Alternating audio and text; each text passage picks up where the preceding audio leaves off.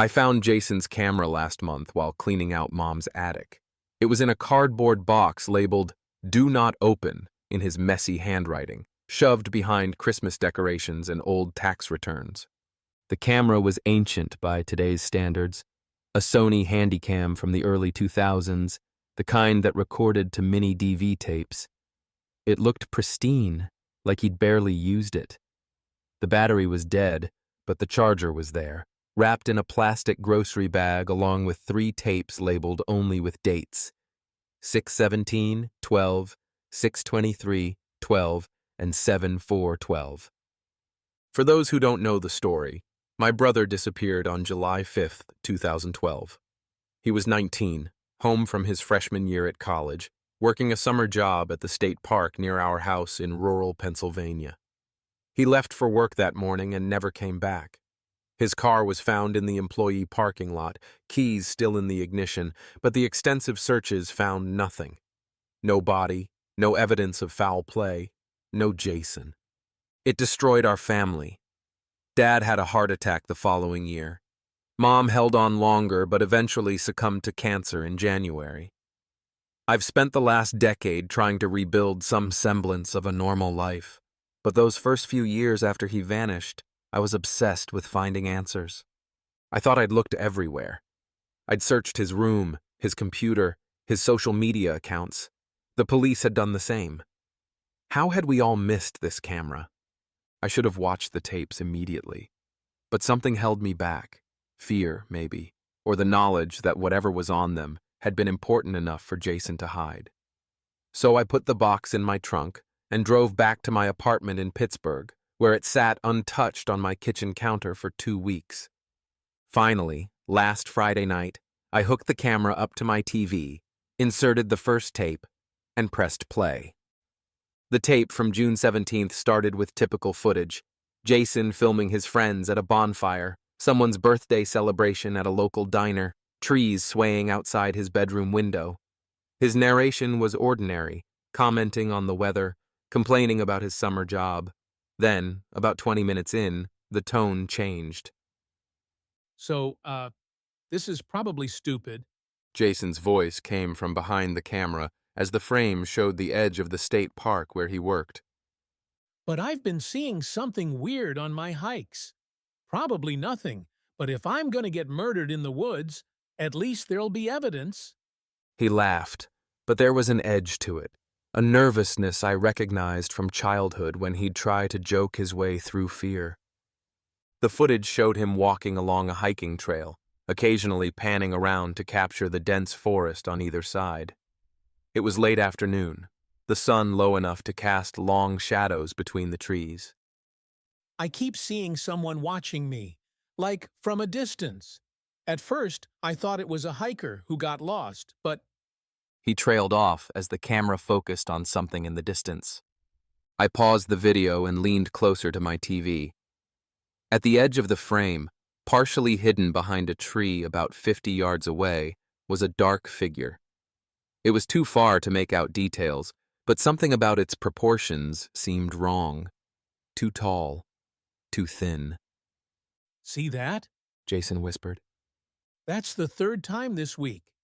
He zoomed in, but the figure was just out of range, a dark smudge against the tree line. As Jason adjusted the focus, the figure seemed to retreat further into the woods, disappearing entirely. Fuck this. Jason muttered, turning the camera around to show his face. He looked younger than I remembered, his eyes wide with genuine worry. I'm heading back to the ranger station. If you're watching this and I'm dead, Mom, the killer is a really tall, skinny dude who hangs out by the old fire tower. Love you, bye! He ended with another forced laugh and the recording stopped. I immediately loaded the second tape. June 23rd started differently. Jason's voice was hushed, his breathing heavy. It's following me home now. The camera showed the view from his bedroom window, facing our backyard and the woods beyond. It was dusk, the light fading rapidly. I saw it yesterday when I was driving back from work, standing at the bus stop on Milford, just watching. When I slowed down, It was gone. He panned to his desk, where he'd arranged printouts of internet research. I recognized the images immediately. The Slender Man. That creepypasta figure from the early 2010s. The tall, faceless man in a suit who supposedly stalked people through forests. I know how this sounds. Jason continued. It's just an internet thing, right? Some Photoshop creepypasta bullshit. Except, He trailed off, returning the camera to the window. At first, I saw nothing but darkness. Then he switched to night vision, and the yard lit up in eerie green tones. At the tree line, barely visible between two pines, stood a figure. Even from a distance, I could see what had terrified my brother. It was impossibly tall, at least 7 feet, with limbs too long for its body. It wore what looked like a dark suit, its head a pale oval without features. It stood perfectly still, facing the house. it's been there for an hour. Jason whispered. I called Ryan and Derek, but they think I'm fucking with them. I tried to take a picture with my phone, but it doesn't show up. Only on the camera. He zoomed in further. The figure remained motionless except for what looked like thin appendages extending from its back. Not quite arms, more like shadowy tendrils that wavered slightly in a breeze I couldn't feel through the recording. I'm not crazy. Jason insisted, his voice cracking. I know what I'm seeing. The footage continued for another 10 minutes, the figure never moving from its spot. Then, without warning, there was a brief static glitch in the recording. When the image cleared, the figure was gone. Where? Jason swung the camera frantically around the yard. Where the fuck did it go? The tape ended there. My hands were shaking so badly I could barely insert the third tape. July 4th, 2012. The last day anyone saw my brother alive. The footage began inside Jason's car, the camera positioned on the dashboard pointing at him. He looked terrible, pale, with dark circles under his eyes, his hair unwashed. He kept checking his rearview mirror as he drove. If you're watching this, I'm probably dead. He said flatly. No joke this time. Or whatever happens to people when he takes them. I haven't slept in 3 days. It's always there now. Every window, every mirror, watching, waiting. He turned the camera around to film through the windshield. He was driving through the state park, heading toward an area I recognized as the remote fire tower area. I did more research. He continued, his voice strained. The things people call the Slender Man. They've been seen for centuries. Different names, different places. The Germans called it Der Grossmann. In Romania, it was associated with forest spirits that lured people away. In some accounts, it can make you forget things, make you do things. He parked the car and got out, taking the camera with him. The footage became shaky as he hiked up a rarely used trail. People say once it marks you, you have 2 choices. Let it take you or pass it to someone else by making them see it too. I can't do that to anyone, so I'm going to confront it. Maybe that's what it wants. The trail led to the old fire tower, a rusting metal structure about 5 stories tall that had been closed to the public for years. Jason panned the camera around the clearing at the base of the tower, his breathing increasingly erratic. I know you're here. He shouted. What do you want from me? The wind picked up, rustling the leaves. The camera's microphone caught a faint sound, something between static and whispering. Jason's voice dropped to a whisper. It says I have to climb. He began ascending the metal stairs of the fire tower, the camera jolting with each step. The structure creaked ominously beneath him. As he climbed higher, the static sound intensified, nearly drowning out his ragged breathing. From the top platform, he had a view over the entire forest. The sun was setting, casting a blood-red glow across the landscape. Jason turned in a slow circle, filming the horizon. There's so many of them. He whispered in horror. In the distance, at different points along the tree line, stood dark figures, 5, maybe 6 of them, all unnaturally tall, all perfectly still, all facing the tower. One stood closer than the others, at the base of the tower now, its featureless face tilted upward. The static grew deafening. Jason's breathing became more panicked. No, please. He begged. I don't understand what you want.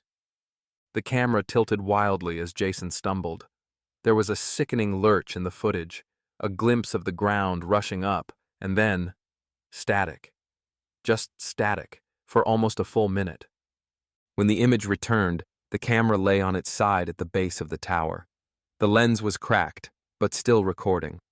There was no sign of Jason, no body, nothing to indicate a fall, just empty forest growing darker by the second. Then, a shadow fell across the lens. Something long and thin, like fingers, but not quite fingers, reached for the camera. The image distorted, warped, and went black. The tape ended.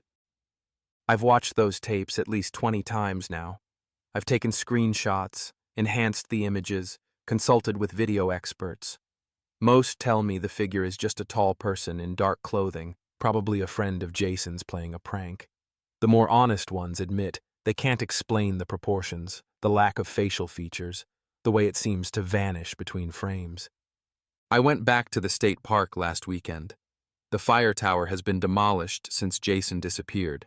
Safety hazard, they said. The trails have changed too, rerouted to accommodate new conservation areas. But I found the spot where I think he filmed that first sighting. I took pictures, hundreds of them, scanning the trees, the clearings, the shadows between trunks. I saw nothing unusual while I was there. It wasn't until I got home and downloaded the photos that I noticed something. In 3 separate images, taken at different locations in the park, there's a figure in the background. Tall, thin, partially obscured by trees. And last night, I woke up at 3:17 a.m. with the overwhelming sensation of being watched. From my bedroom window, at the edge of the parking lot of my apartment complex, I saw it. Just like in Jason's footage, impossibly tall, unnaturally thin, faceless. When I blinked, it was gone. But my phone, which I'd instinctively grabbed to take a picture, showed 3 missed calls from an unknown number. When I checked my voicemail, there was nothing but static and what sounded like my brother's voice, distorted and distant, repeating one phrase. Now it sees you too. I'm writing this because I need someone else to know. The camera is sitting next to me as I type. I've been hearing static through my apartment walls all day. The lamps flicker when I enter a room. And twice now, I've caught glimpses of something tall and dark reflected in my television when it's turned off. I understand now why Jason went to confront it. The waiting is unbearable. If I disappear tomorrow, at least you'll know why. And if you've read this far, I'm sorry. Because now, maybe, it sees you too.